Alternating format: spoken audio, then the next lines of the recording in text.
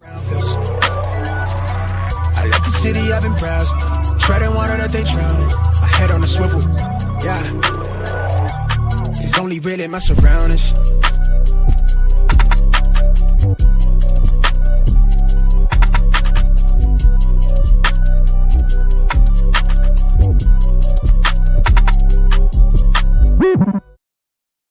Hello and welcome to episode 84 of the Smash Accept podcast. I'm your host, Michael Royer. We are coming at you live right now. We have about 2 minutes and 49 seconds before the random draft order for Smash 5.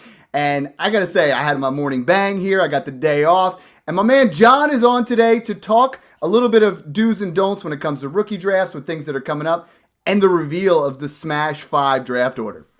Let's go. Let's get it, man. Yo, This is one of my favorite times, right? We did this starting in Smash 1, and like the whole league followed. And then we did it in Smash 2, and then we did it in Smash 3, and then 4, now 5. I mean, there are 5 of them, and this is so exciting because Monday is draft day with the rookies involved. Smash 1 through 4 are doing their rookie drafts, and you and I are going to be in Smash 5 with 10 awesome guys here. We're going to get their draft order. And we do it Kentucky Derby style, which I think if you guys don't do that in your draft, do it. Because get your draft order, and then that guy who gets 101, he gets to choose. Maybe his tier break is at 105, and he decides that he wants to draft in that spot, and which I suggest, you guys just pick 112. I don't want the 101, 102. I never get that draft, John. Yeah, I think that there is a conspiracy building, though.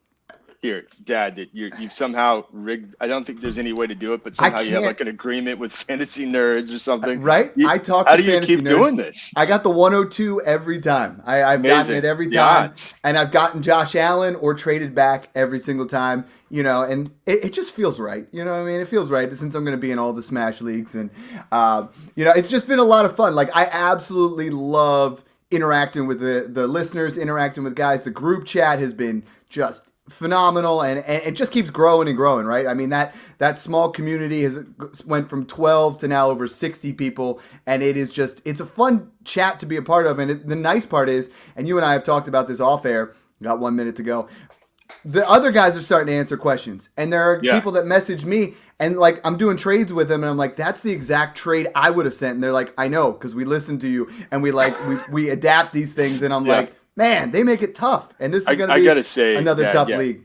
These Smash leagues are fantastic. I actually follow some of the other ones. Of course, we love the original Smash one, but just the group chats, the number of trades are unreal, and in the way this thing right here, the hype that's been building, the whole Smash 5 group is going nuts right now. And it's been awesome on Sleeper. I mean, we switched Smash 1 and 2 over to Sleeper. 3 and 4 are on Sleeper. 5 will be on Sleeper. And when you post something in the group chat, all 12 people see, we are 10 seconds. Ooh, it's going to obviously go from 12 to 1. John, what spot you want here? I mean, I'm thinking 3, 4 in my mind would be nice. I'd be okay with that. Maybe the top end of the order. See what we got here. Well, top 6. If it's right off the bat, the draft order is coming, people. This is what we live for, man. This is what our afternoon's been all about. I almost can't take. There's so much going on this week. NFL draft, rookie drafts, and now we got this Smash 5 draft order. Come on, it's going to be such a fun week, It's like, where are those guys going to go? Pick 12 is at FF Michael. Sorry, you have no choice. You're going to get whatever we give you, And I set him for 10 seconds, so we get a little bit of time to. V Pizzle. I love my boy V Pizzle. He's got the 11. One of my favorite Twitter handles out there. Yes. Just a fun name to say. Oh, man, this is... Man, my heart's beating Troy right now. Cards, like another great guy. We were talking he might get the 101. He didn't slip me a 5 spot, so no. Troy Cards. Pick 10. I like that. We got... Here it comes. I can't pronounce this one. It's Siniloo, Cinelio. Siniloo. Here we go. John, we're a dynasty. Okay. What is going on here? Conspiracy is over. Wow. Man, I knew I should have put myself in the 12 spot. You're getting the 1 seed. Here we go. Here. Soon to be second place, John. That's you, my friend. You're at pick 7. I was hoping there was some. Right? Okay, that's not too bad. Okay. Dungeons and Dragons. All right. Dungeons and Dragons. Side hobby here at pick 6. I like that. I think it's Dungeons and Dynasty. I just messed it up. But we got Coach. Another coach. Roniker? Is that Reniker? I'm getting old. I got to get my readers out, John. Top 5 option here. Here we go. Johnny Taylor, 28. He was our first guy in the group. He is at pick 4. That's a nice spot to be. Good. We got a couple guys in place here, man. I got to say, I got some anxiety. Oh, Lance K, another great guy. I had anxiety when I was in this spot. If any of you guys are watching this live and you're still there, you're like, woo, what's going to happen? We got Rudes KC. Ooh, a KC fan picking it too. That seems pretty easy. Okay. Yeah, and who's the number 1 guy? Here he is. Drum roll. Boom. Wasey Russell. All right. Wasey Russell. Congrats. So, that's a fun little thing. I love doing that. I'm going to throw the overlays back here so they know. Did you see you put yourself as Rookie Fever John. I put myself as future Smash 5 champ. But it's going to be difficult. Because, the guys in the group chat, Smash 3, I came away with 8 first-round picks, and they're like, sorry, Dad, they must have really been trying to suck up to you. Smash except 4, my team's dominant, and they're like, they must have been trying to work it that way.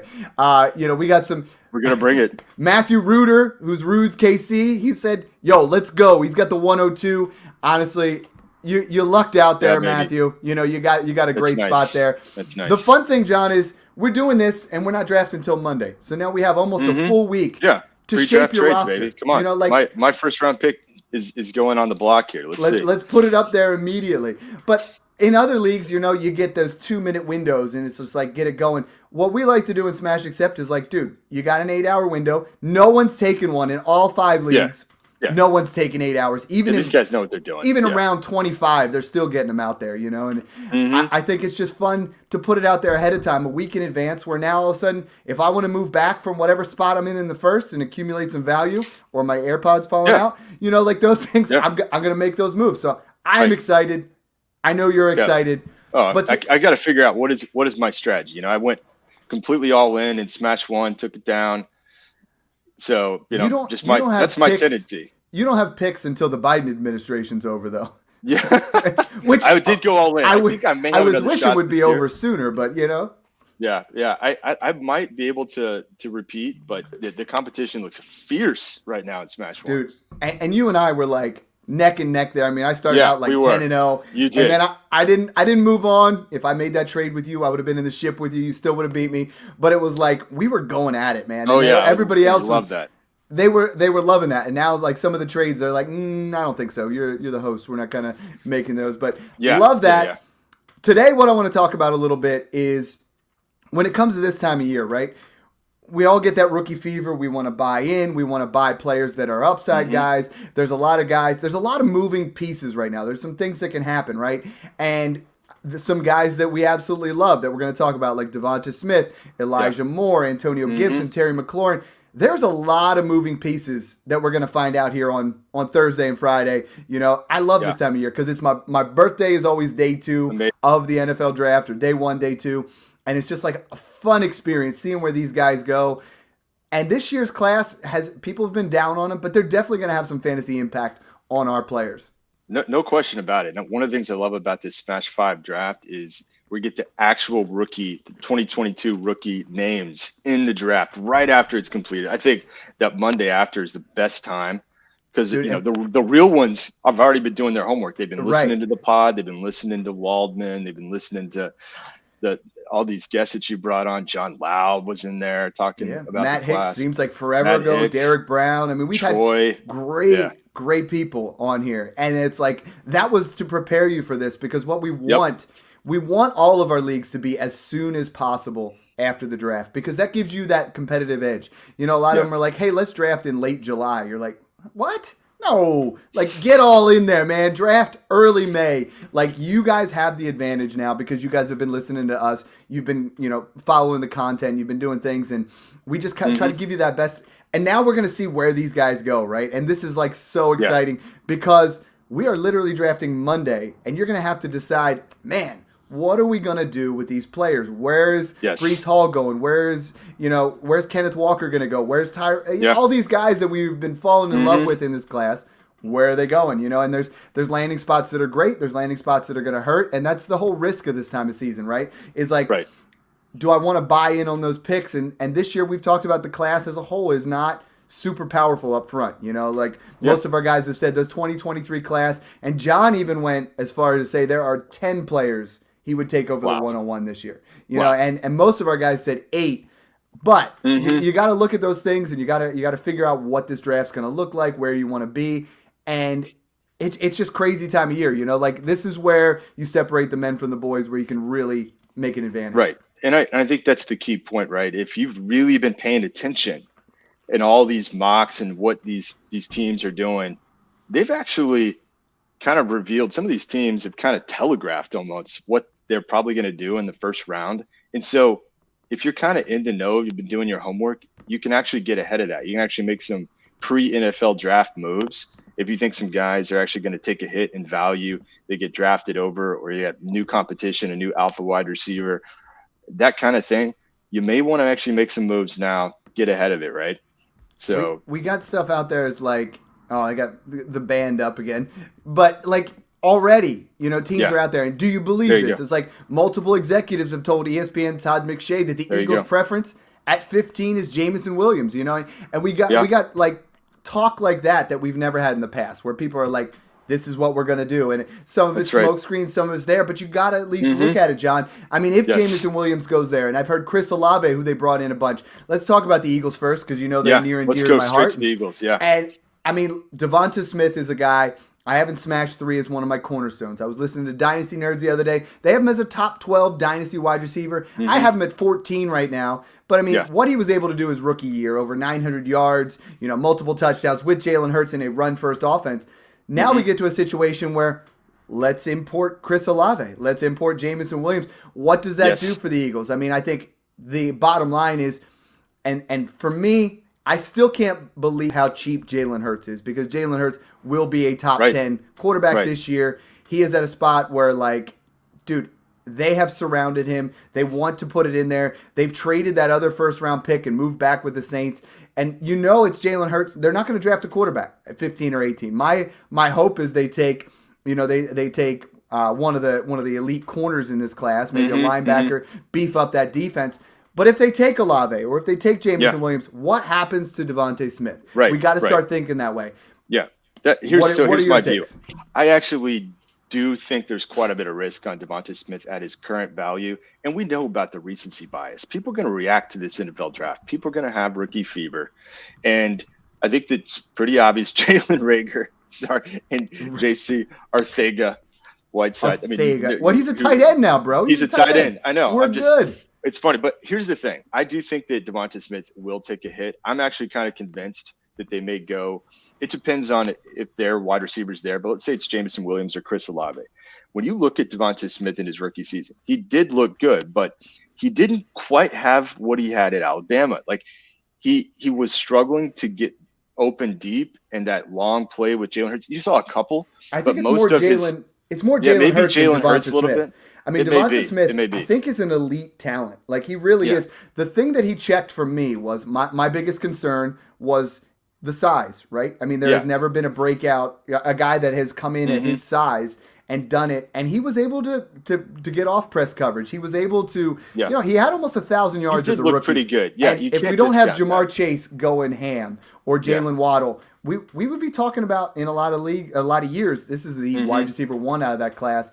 And I think the biggest thing that I'm going to take away from a lot of this, John, is if they do take Chris Olave, if they do take Jameson Williams, that is the time to buy Devonta Smith, because it could be. Yeah, what is going to happen? Right now, you don't buy. You know, don't buy him now, and you don't sell either, because that's the tricky part. But if they don't take one of those guys, I think he's well over 1,000 yards this year, hands down. If they do take them, I think he still is the wide receiver 1 on that team.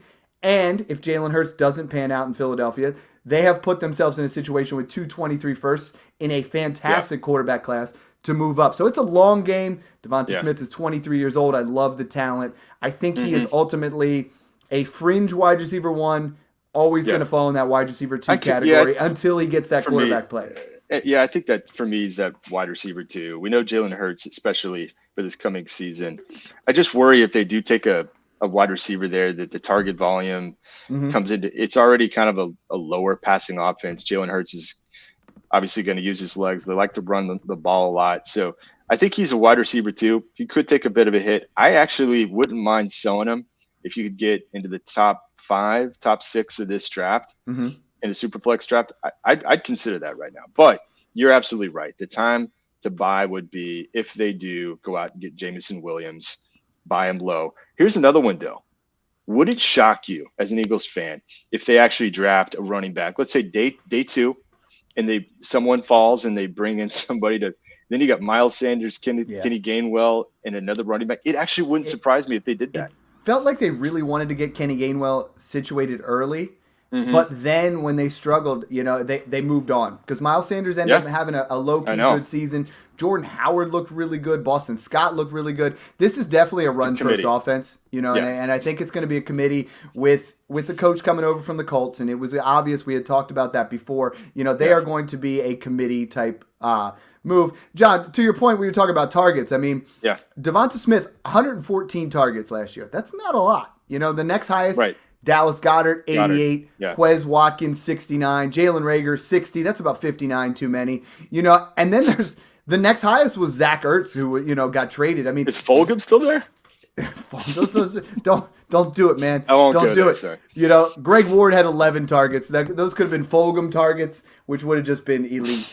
But I mean, I think you give him 125, 130 targets. There just wasn't a lot to go around. If you look at that, we're not talking about a huge, vacated targets or anything like that, but someone's going to come in and Quez Watkins is going to move into that 3. I feel like Jalen Reagor just, oh man, it's so sad with Jalen Reagor. It is sad, man. I see that Justin Jefferson video every single time in my head, as a low-key Eagles fan. It's so bad. But I do think Dallas Goedert, we did see over the final 6 weeks, a guy that, in my mind, has moved into that top 5 conversation at least. Top 5, top 6 tight ends. And especially, I mean, when we saw Gardner Minshew play, we saw that game, 120-plus yards, 2 touchdowns. And, don't fade the Eagles' skill position players yet because I think Jalen Hurts is going to keep them in that same area. But if they move on from him and in 2023 they draft one of these young, upside, elite quarterbacks, we can see some huge dividends. And by the way, there's a really important lesson here when we get to the NFL draft, not to overreact to a guy they draft being, let's say, number 2 on the depth chart. In this case, Dallas Goedert was playing with Zach Ertz, and we always talked about what would happen if Zach Ertz moved on. Sure enough, he did. Now Goddard, in my mind, is the top 6, top 7 tight end in Dynasty. And in those premium leagues, he's a really nice asset. So another example is still achievable. I mean, I traded for him in Smash 2. I gave up the 110. And and it's 1.75 tight end premium there. So if you can get a guy like that for 110 in a class like this, you could take advantage, buy low on some of these guys that might be behind in the depth chart as a rookie. Another example of this is Nick Chubb gets drafted at the early part of the 2nd round, but he's behind Carlos Hyde, and everyone's writing him off. Right. And then I think before the season even started, Cleveland gets rid of Hyde, and Chubb's the number 1 guy, and look at what he's done. I mean, obviously Kareem Hunt's been there, but Chubb has been an RB1 for quite some time now. So don't overreact to the depth chart right away. If they invest in some of these guys, they're going to get, especially if it's round 1, round 2 draft capital, these guys are going to get their time, right? Dude, absolutely. And that's what I'm trying to say here is we always teach not to overreact and not to do things, where we just have to blow it up, right? And people get – after this happens, they're going to overreact, and they're going to take advantage of that. Yeah. The other guy that's in a very similar situation is Elijah Moore, another guy that I have a lot of shares of. I love his situation, but we're looking at here. FF Calculator, if you guys don't follow him, awesome Twitter handle to follow. And he said, Dynasty, take your pick right now. And you look at Devonta Smith, 53%, Elijah Moore, 46%. And John, I think both of these guys are in similar type situations, right? They are. We're not quite proven. Almost identical. We're not quite sold on the quarterback yet of how things work. We're seeing an offense where they're trying to put weapons around those quarterbacks to give them an opportunity. But Elijah Moore comes across. Elijah Moore was someone that John Laub said last week that he actually is taking pretty much, it's Garrett Wilson is the only guy he would take over Elijah Moore in this particular draft class. And I love the talent, but similar type situation when you start to look at it. And I think there's a couple of the guys I would probably take ahead of Elijah Moore. And I think that Mong brought this up on one of the pods, right? The guy's no way he's going to be the only guy in that offense. The Jets have completely telegraphed that they're going to take a wide receiver, very likely at 10. I kind of have a hard time seeing them take one at 4, but they will at 10. I mean, I would just say it's a done deal. Like, go ahead and take the Vegas odds that they give you on that. And so you're looking at a potential alpha wide receiver coming in. It could be Garrett Wilson or Drake London or Jameson Williams. It's going to be a baller. And so Elijah Moore is not going to be the only guy there. I'm personally lower on Zach Wilson. No question, Elijah Moore looked really good. But for sure, if you are going to take the plunge and trade for him, now is not the time. I would wait till after the draft. His stocks, again, these reactions are going to happen. Oh, for sure. And you buy low on that if you like that situation. But again, you look at the targets that are going to go around there. Yeah, Elijah Moore's still going to get his. But if they bring in a Garrett Wilson or a Jameson Williams, I mean, come on. He's going to take a little bit of a hit. He's not necessarily going to be the clear wide receiver one. I think, again, we're looking at a very nice talent here where we have a situation where if they do, in fact, and when they do, in fact, take a wide receiver, his value is going to drop. But he still could be in that situation where, like I saw from FF Padawan, great content here. Rookie season comparison between Elijah Moore and CeeDee Lamb, right? We love CeeDee Lamb. I have him all the way up as my dynasty wide receiver 3. Most people, consensus, he's top 8, for sure. Mm-hmm. So you look at the rookie season comparison, snap share leads Elijah Moore. Slot snap share, 16% for Elijah Moore. A lot of people think he's always in the slot. CeeDee Lamb at 84. Mm-hmm. Routes run, pretty similar. Targets, if you go targets per game, would have been similar, because he missed some time there. Target share, both at 18%. Target rate, air yard share leads to Elijah Moore. Yards per route run, pretty even. Success versus man, 76.8% as a rookie on that is pretty fantastic. When you get down to it. Yeah, and he missed a couple games, so exactly. The volume could pick up a little bit. Yeah. In half points PPR, you're looking at 11 points versus 10 points when you're talking fantasy points per game. I like Elijah Moore. I think Elijah Moore, his route running ability is going to put him in a situation where, again, just like Devonta Smith, I think he falls in that wide receiver 2 category. Exactly. And I know, John, we talk about, if the guy doesn't, we're not taking a strong top 5 point. We always say he'll be in that wide receiver 2 category. There's at least 47 of them for most analysts. But, that's my view. The range of outcomes for both of those guys is in that area. And I think the time I'd to handle buy him him the will same be way. Post-draft. Now's not the time. I do think that his value will take a hit. And then we'll have to see how it plays out. But here's the other thing, staying with the Jets. Yes. There's been a ton of noise about them drafting a running back, including a lot of mocks that have Breece Hall going early round 2. So are you moving off Michael Carter right now? There's some major risk there. I was buying up Michael Carter. I know you were. Because it was cheap. And it really was because people were talking that way. Obviously, the Jets don't know how to run a dynasty team like you and I do. Because if you listen to the rebuild episode, that's one of our favorites. The running back's the last piece, okay? Let's work on that O-line. Let's protect Zach Wilson. But Michael Carter led the NFL last year in yards after broken tackles. He was a guy in evading tackles. And he just looked really good at times, and it's like they have so many other needs. But if they take Breece Hall, the value of Michael Carter is going to plummet like crazy. And I just hope that Buffalo takes him at 25. I hope they move up there. But you and I were talking, the difference between Kenneth Walker and Breece Hall is not as big as most people make it out to be. And if the Jets go and they take Breece Hall and Buffalo is able to get Kenneth Walker later in the second, Kenneth Walker has the potential to be worth more than Breece Hall because he's not going to go early second. He's going to go mid to late second and could get in one of these landing spots that we really are looking for.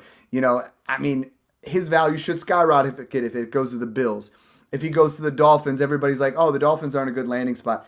What do you think? They're going to just say, oh, you know what? This is Chase Edmonds' backfield. We just, they didn't pay Chase Edmonds starter money. He's going to work into the mix. But Kenneth Walker is a guy, or Atlanta even. Atlanta still doesn't have a running back. Cordarrelle Patterson's going to mix in there. But there's some situations here where it's up in the air, right? So it's that's where I'm at. If you buy Michael Carter this week for a second-round pick and the Jets don't take Breece Hall, you win. Smash accept. Yeah, it's just how much risk tolerance do you have? Thing. Totally, If they go in and do it, I think if they do take Breece Hall, you wait a little bit. you trade for Michael Carter, because then he instantly becomes a Tony Pollard type, like, elite handcuff. You know, he's a guy that if that offense continues to ascend, I think he's a guy that can put up RB2 numbers for sure. Yeah, and look, be careful. Like, if you're going to try to make a move for, let's say, the 101 right now, I posted a poll on this exact scenario that you just brought up. Who would you rather have, Breece Hall with the Jets or Kenneth Walker with the Bills? I think it's a very likely scenario. I do not think the Bills are going to take a running back in the first round. They got, like, the analytics god Bean there, right? Moneyball. Like, I don't think they're going to do it, right? But in the second round, okay, that's kind of the savvy thing to do now. It right? is. So that scenario is possible. About 60% of the vote had Kenneth Walker, right? Mm-hmm. So, you know, it just depends on we hammered that home last Yeah. episode with John. It's like, if that happens, you know, like Boom, a lot of those running backs, 103 stock. We're talking 2 to 3. We're 2-3 year window, maybe 4 when you're talking about a rookie running back. But I would want the guy that's in Buffalo for 2 to 3 years than the guy that's in with the Jets. Yeah, and you can still put up fantasy numbers, but these guys are closer than. That's than what I'm saying. Like, people are like, oh, it's going to be another CEH thing with the landing spot. I'm like, not so much. I mean, these guys aren't that far apart. I think that we're inflating Breece Hall just a bit too much. Yep. His profile looks amazing. The analytics community loves him. I get it. I do get it. Kenneth Walker hasn't proven it yet on the receiving. I think he can. And if a team drafts him like Buffalo, they've very likely worked him out, thrown him a ton of balls, and they're convinced he can catch the ball. I think he can. Just keep that stuff in mind. Like, if you're looking at a 101, 102 move right now, like, how much risk are you willing to take on here? Well, let's talk about 102. I popped it up there. You know, like, dude, we're in sync right now. Like, honestly, I mean, I'd be Justin Timberlake because it's going to be May. But, you know, we got to look at this. One of my favorite guys in Smash 4, Brian Russell, that's at FF. Come on, help me out here. Oh, FFB man, Russ. I can't read, man. I'm gonna have to get my readers, John. Like, I'm getting old over here. You know what I mean? I still wear my hat backwards. It's the Ken Griffey law, but got to work that. He puts out a 12-team Superflex PPR point per carry, tight end premium. He must be talking about a Smash League price check. Probably wondering if he's crazy or just in the minority here. Antonio Gibson or the 102. So let's say it goes in your situation. Antonio Gibson and Terry McLaurin are two other guys that, you know, Washington is probably going to take some type of skill position player here. If they take, let's start with Gibson. Let's say in their situation they take Isaiah Spiller. You know, I feel like that's going to drop. Antonio Gibson's value, in my opinion, has already baked in value that they do draft a running back. Because if you tell me that let's say Kenneth Walker, you know, we said goes to the Bills, that makes this trade close. If Kenneth Walker goes to the Ravens, right, which we've seen in Jeff Bell's mock, do you want Antonio Gibson, who's going to be the starter? They brought back McKissick. Jared Patterson's very serviceable. I think sometimes when they read reports like, hey, Washington Commanders, that's the first I officially said that, so it sounded a little weird. The Washington Commanders are looking for a running back. That doesn't mean they're replacing Antonio Gibson. He is their RB1. Yeah, they could be trying to replace McKissick, who just nearly left town. The thing about it, the risk that you might see with Gibson is the Commanders did indeed bring all of the top running backs in for visits, their top 30 visits, I mean, like all of them. And so people are just like, what's going on there? Are they going to run more of a committee? Is Gibson's workload going to take a hit? McKissick came back. So that's the thing. I think it's kind of a fair deal. I'm not going to overreact to the Commanders thing. No way they take a running back in round one. We know that. I do think, though, that they will take a wide receiver to give Wentz another option there. There's nobody else besides McLaurin. And so I think McLaurin will take a hit in this draft. I'm kind of convinced of it. He's another guy that he's already kind of a potentially buy low after the draft. You may want to look at it. And they're saying Carson Wentz is not going to be a bridge quarterback either. Like, this is our guy for a while. He's an upgrade over, you know, who they've had there, right? Taylor Heineke. Yeah. Okay. So I think you could look at a buy low on McLaurin here after the draft. Gibson could be a buy low. I mean, again, back to that trade, would you take the 102 or Gibson? I don't know. Like, if you need a running back in return, man, if one of those landing spots for Walker or Hall does not look good, go to Baltimore. It's a gamble. Yeah, that's it's rough. A gamble. Yeah. I am not trading Antonio Gibson for the 102 okay. because what I'm thinking in my mind is both of them have to land in an ideal spot. I am not trading Antonio Gibson for any of the wide receivers in this class. You and I both love Antonio Gibson. Yeah, love the guy. If you look on Fantasy Pros, they got him as between 6 and 9 in their dynasty rankings.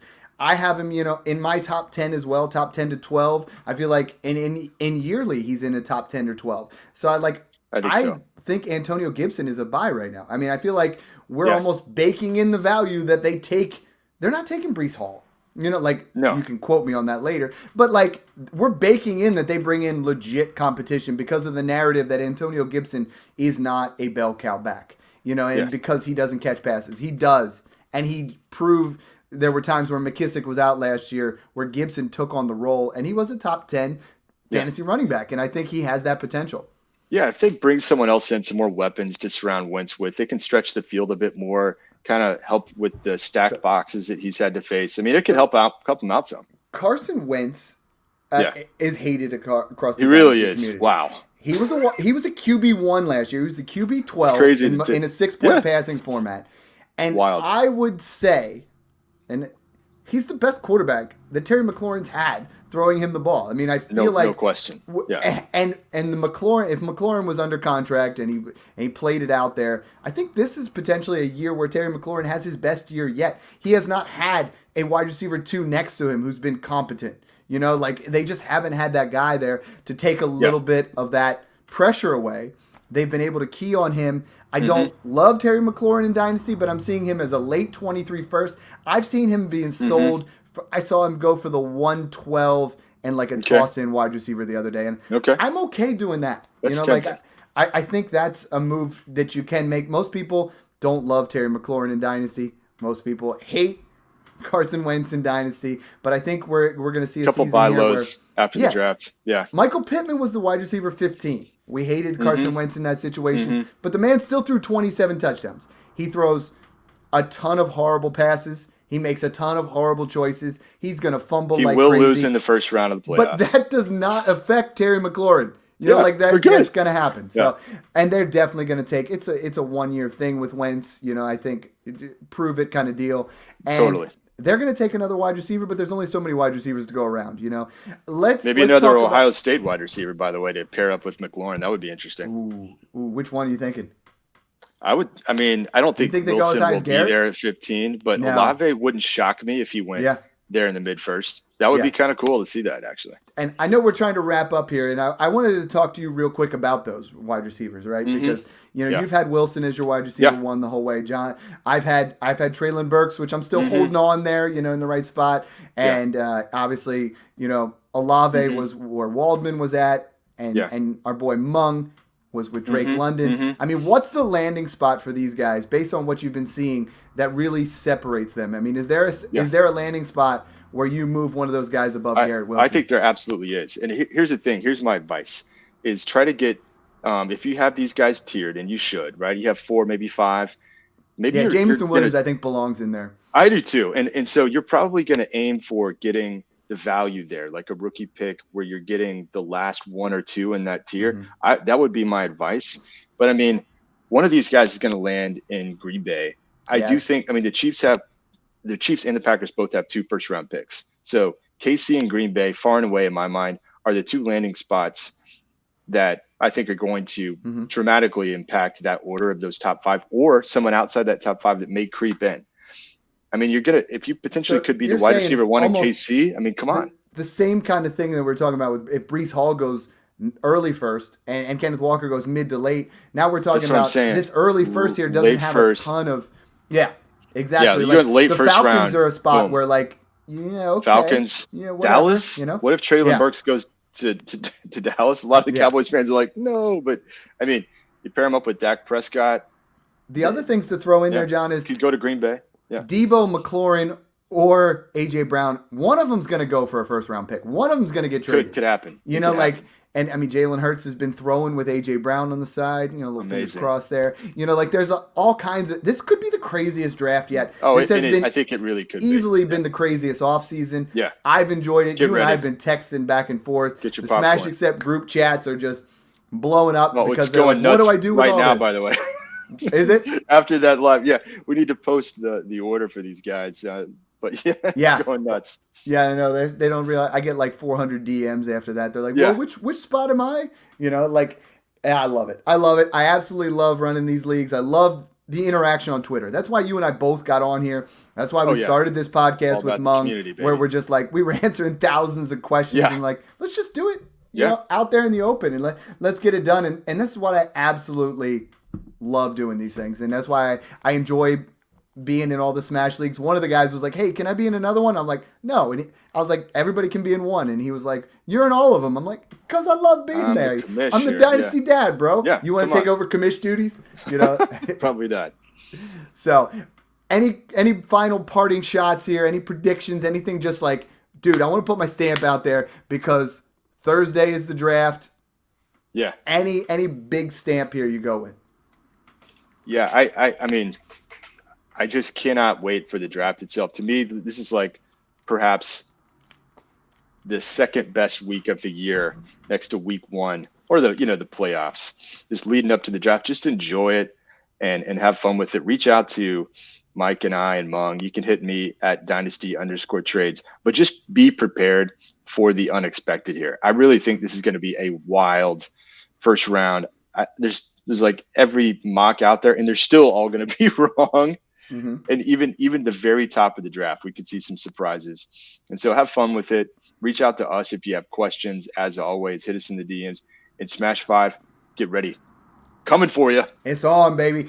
Hey, the biggest thing I got to say is, guys, just don't overreact. I am in a league with a guy. As soon as Davante Adams got traded, he traded Davante Adams and a little bit for Jalen Waddle. He's like, it's a much more secure situation. Then Tyreek Hill goes to Miami. Now all of a sudden he traded Waddle for Pittman, and he's like, he just keeps working his way down there. And I'm like, just don't overreact. You're losing value in a lot of these situations. Be careful. If you underreact on some of them, you literally sometimes come out, if you just take, and maybe I shouldn't say underreact, but just take a minute, sit back, assess the situation, just be like, you know what, that's not that bad, and people are thinking the wrong way. That's how dynasty trades are won. That's how a guy messaged me yesterday, and he goes, how do you have a roster like that? Because I've been sharing some of my rosters. I've been talking about my roster construction. He goes, how do you keep winning? Like in that particular league, I've been to the ship 4 years in a row. He's like, how do you do that and not look old?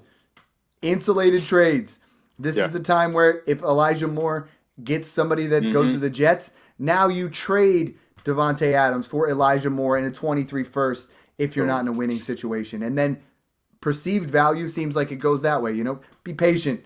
Strike when the iron's hot, but be patient the rest of the way. So thanks again for tuning in, guys, and enjoy the process.